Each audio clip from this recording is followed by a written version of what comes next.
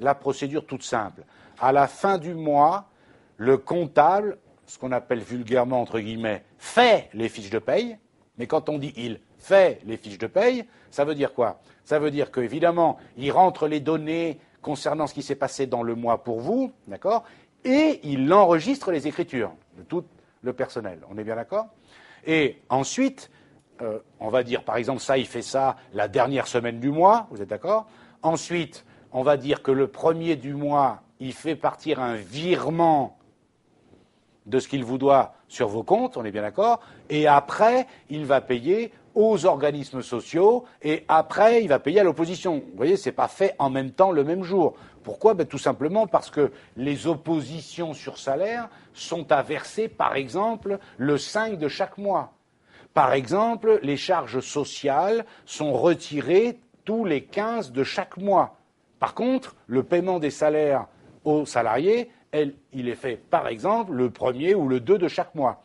Or, on ne passe pas des écritures n'importe quand, n'importe comment. D'accord? À la fin du mois, on enregistre les fiches de paye. D'accord? Le 1er ou le 2 du mois, on enregistre le paiement des salaires nets à payer aux salariés. Et ensuite, par exemple, j'en sais rien, le 10 du mois, l'opposition qui doit être payée, ou les oppositions qui doivent être payées, et ensuite, le 15 du mois, le paiement des charges sociales, salariales et patronales. Tout n'est pas passé en même temps. Est-ce que c'est bien clair? Et puis, bien sûr, autre remarque, mais ça, j'espère que vous l'aviez intuitivement compris, c'est que dans la réalité, bien sûr, on ne fait pas comme je vais le faire là et comme je l'ai montré dans les exemples du cours, comme je l'ai montré dans les cas pratiques. On n'enregistre pas, bien entendu, les fiches de paye individuellement. Ça n'a pas l'air de vous étonner. Vous comprenez bien que, heureusement, qu'il y a des logiciels qui permettent de faire ce qu'on fait là exactement, hein, sauf que c'est pour 10 000 personnes en même temps. Oui, vous imaginez un groupe de 10 000 personnes, si le comptable, il faut qu'il enregistre, comme on vient de le faire là, chaque fiche de paye individuellement. Il devient fou, le type. Hein. Déjà qu'il doit être un peu fou, mais alors là, pour le coup, ils sont complètement fous. Vous comprenez, c'est pas possible. Donc, en fait, vous comprenez, dans le logiciel, on rentre les 10 000 fiches de paye s'il faut, mais d'un seul coup, on a le solde de tous les comptes en même temps. On ne va pas passer 10 000 écritures, on n'en passe qu'une seule, évidemment. Ça va, c'est clair pour là aussi, pour tout le monde, hein, toujours essayer de voir comment ça se passe dans la réalité. Je dis versement ensuite de l'opposition aux créanciers du salaire. Vous vous souvenez, on a dit qu'éventuellement, il peut arriver qu'il y ait une retenue sur la fiche de paye au titre d'une opposition. Vous vous souvenez? Le problème, ça veut dire quoi? Ça veut dire que sur la fiche de paye, il y a une ligne qui s'appelle opposition, et donc ça veut dire que l'employeur vous retire cet argent ou vous verse ce montant en moins. Mais le problème, comme je vous l'avais expliqué la dernière fois, c'est que cette opposition sur salaire a été ordonnée suite à un jugement, donc l'employeur vous retire, et il ne peut pas faire autrement, hein, il est obligé, retire cette somme de votre fiche de paye, mais qu'est-ce qu'il a fait ensuite? Ce n'est pas pour lui. Il est obligé de reverser cet argent qu'il ne vous a pas donné à vous, et bien il va le reverser à l'organisme social ou à l'administration qui a demandé et obtenu cette opposition sur salaire. Est-ce que tout le monde me comprend? Donc, le principe, c'est quoi? 427 au débit à 512. D'accord? Ça veut dire que l'employeur, verse à l'organisme qui a obtenu cette opposition, verse le montant. Je vous rappelle que pourquoi je débite le compte 427? Parce que je vous rappelle que lorsque nous avions fait la deuxième étape, enregistrement des charges et des dettes de charges sociales salariales et opposition sur salaire, nous avions passé l'écriture 421 au débit, ça diminue ce que l'employeur doit aux salariés, à 431 URSSAF, 437 autres organismes sociaux et 427 oppositions sur salaire. Maintenant, à la fin du mois, l'employeur verse cette opposition à l'organisme habilité pour le recevoir. Et donc, après cette écriture, le compte 427 est évidemment soldé, bien entendu. On est d'accord? Et ensuite, il reste encore une écriture, j'espère que vous l'avez compris. Eh bien, il faut bien que l'employeur verse les charges sociales, attention, les charges sociales, salariales et patronales aux organismes sociaux habilités. Alors du coup, c'est assez facile à comprendre.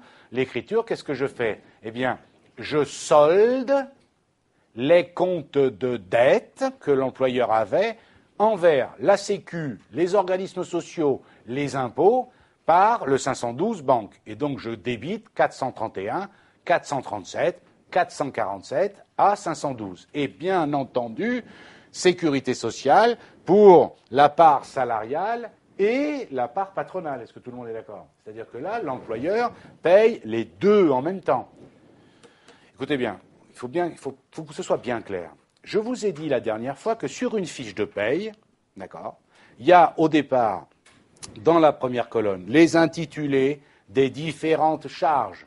D'accord? La maladie, la vieillesse, etc., etc. Après, il y a une colonne base. C'est celle-là qui est très importante. Et puis après, il y a une partie salariale, une partie patronale. On est d'accord? Souvenez-vous, certaines charges sociales, quelles qu'elles soient, certaines, ne sont dues que par les salariés. D'autres ne sont dues que par les employeurs. Et d'autres sont dues en partie à la charge des salariés, en partie à la charge des employeurs. Est-ce que vous êtes d'accord?